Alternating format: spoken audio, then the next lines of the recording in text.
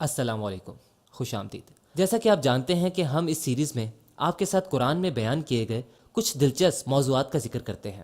آج میں آپ کو بتاؤں گا کہ کس طرح اللہ تعالیٰ ہمیں مختلف قصوں کے ذریعے ایک بڑا سبق دیتا ہے۔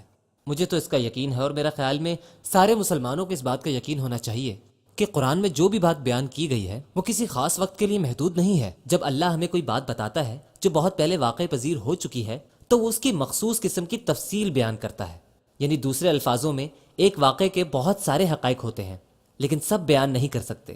اس طرح اللہ تعالیٰ بہت مخصوص تفصیل بیان فرماتا ہے، وہ صرف حقائق بیان کرتا ہے جو ہماری رہنمائی کے لیے ہیں۔ مثلا اللہ نے بہت سارے حقائق ابراہیم علیہ السلام کی زندگی سے متعلق بیان نہیں کیے، بس صرف ان کا انتخاب کیا جو ہماری رہنمائی کے لیے ہیں۔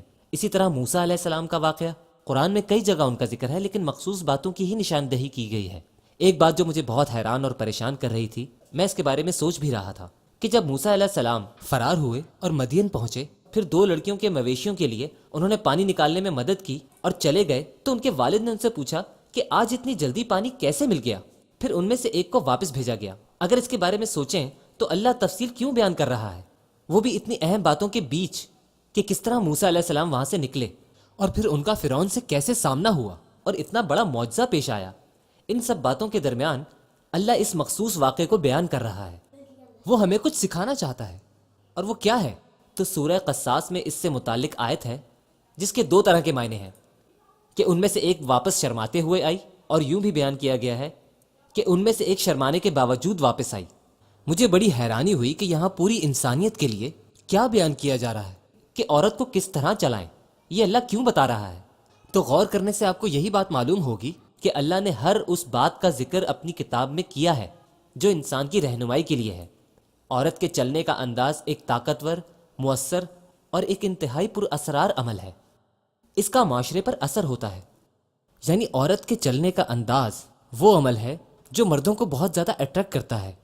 اللہ تعالیٰ اس بات کو واضح کر رہا ہے اپنی اس کتاب میں، یعنی دوسرے لفظوں میں عورت کا چلنا بہت ہی پر اسرار ہے، اس کا اثر معاشرے میں ہوتا ہے۔ عجیب بات ہے کہ عورت کے بارے میں ہر ثقافت اور ملک میں آپ کو بات ہوتی ملے گی، دنیا میں ہر جگہ وہ جہاں موجود ہوگی وہاں اس کی بات ہوگی، کچھ ہے جس سے وہ اپنی طرف کھینچتی ہے۔ کم از کم اتنا تو ضرور ہوتا ہے کہ اس کی موجودگی کو محسوس کیا جاتا ہے، اور خاص طور پر مرد اسے دیکھتے ہیں۔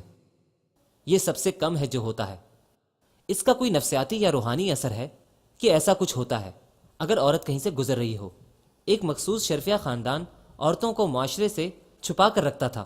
ایک ایسا وقت تھا جب اشرفیہ خاندان کی خواتین رات ہونے سے پہلے گھر سے نہیں نکلتی تھیں۔ اس کا اسلام سے کوئی تعلق نہیں، لیکن عورت کی موجودگی کا کیا اثر ہوتا ہے اس کا انہیں علم تھا، اس لیے انہوں نے یہ طرز عمل اپنایا۔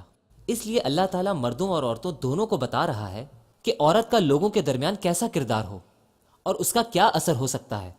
اور اسلام یہ بھی نہیں کہہ رہا کہ عورت کو گھر میں بند کر کے رکھو، کیونکہ ان کے ایسے اثرات ہوتے ہیں۔ لڑکے اس بات کو ضرور سمجھیں گے۔ اگر آپ کسی آڈیٹوریم میں بیٹھے ہوں اور اچانک وہاں ایک لڑکی آ جائے تو سب اس کو دیکھنے لگیں گے۔ ایسا نہیں کہ اس سے پہلے آپ نے ایسی خوبصورت لڑکی نہ دیکھی ہو، لیکن ایسا ہوتا ہے، ایک لمحے کے لیے ہی صحیح، لیکن آپ دیکھیں گے ضرور، اس کا ایک اثر ہے۔ اور اسی طرح اگر کوئی لڑکا آ جائے تو شاید کوئی نوٹس بھی نہ کرے، ایسا ہی ہوتا ہے۔ تو یہاں اللہ تعالیٰ دو چیزوں کی نشاندہی کر رہا ہے۔ ایک بہت ہی خوبصورت بات کی نشاندہی، وہ یہ کہ باوجود شرم اور جھجک کے عورت کو باہر بھیجنا، اسے بھی معاشرے سے رابطہ رکھنا ہے۔ اور ہاں، لوگ یقیناً اسے دیکھیں گے، اور شاید کچھ بےہودہ لوگ آوازیں بھی کسیں، سیٹی بجائیں۔ اب تو اتنا کچھ ہو گیا ہے کہ عورت کو سرے راہ ہراس کرنا عام ہوتا جا رہا ہے، کسی وقت زبانی اور کسی وقت جسمانی طور پر بھی۔ لیکن اسے معاشرے سے رابطہ رکھنا ہے، تو کوئی ایسا طریقہ جس سے وہ اپنا تعلق معاشرے سے رکھتے ہوئے اپنی حفاظت بھی کر سکے۔ دوسری بات جو بہت خوبصورت ہے وہ یہ کہ وہ شرماتے ہوئے چلے، یعنی اپنی شرم و حیا کی حفاظت کرتے ہوئے۔ اس کو احساس ہو کہ اس کی موجودگی معنی رکھتی ہے اور اس کا دوسروں پر اثر پڑتا ہے۔ اور یہ صرف اس کی ذات کی بات نہیں، بلکہ اس پوری شناخت کی بات ہے جس کی وہ امین ہے۔ تو اس طرح چلے کہ جس میں شرم ہو، نہ کہ اس طرح جس میں دکھاوا، نہ ہی جذبات بکھیرنے والے انداز میں کہ وہ کسی کی توجہ حاصل کر لے۔ در حقیقت وہ ایک نوجوان کے پاس جا رہی تھی۔ الاستحیا، عورت کو اپنے اندر چھپی ہوئی طاقت اور اثر کا معلوم ہونا چاہیے۔ تو کس طرح عورت کو چلنا چاہیے، یہ بہت ہی معزز اور خوبصورت انداز میں بیان کیا گیا ہے۔ اور ایسا نہیں تھا کہ وہ لڑکی بہت جھجکنے والی تھی، نہیں ایسا نہیں تھا، وہ خود وہاں ایک اجنبی کے پاس چل کر گئی اور کہا کہ میرے والد تم سے ملنا چاہتے ہیں، وہ تمہیں تمہاری خدمت کے بدلے اجرت دینا چاہتے ہیں۔ اگر وہ جھجک والی لڑکی ہوتی تو اپنی بہن یا کسی اور کو ساتھ لے کر چلتی، لیکن وہ خود اکیلی گئی اور اس کے والد کو بھی اعتماد تھا، اسی لیے انہوں نے اسے بھیجا۔ تو یہاں ایک بہت ہی زبردست توازن ہے اعتماد، معاشرے سے تعلق اور ساتھ ساتھ اپنی حیا کو قائم رکھ کر خود کچھ کرنے کا۔ صرف ایک موضوع میں بیان کیا گیا کہ وہ کیسے چل کر گئی۔ جزاکم اللہ خیر۔ السلام علیکم ورحمۃ اللہ وبرکاتہ۔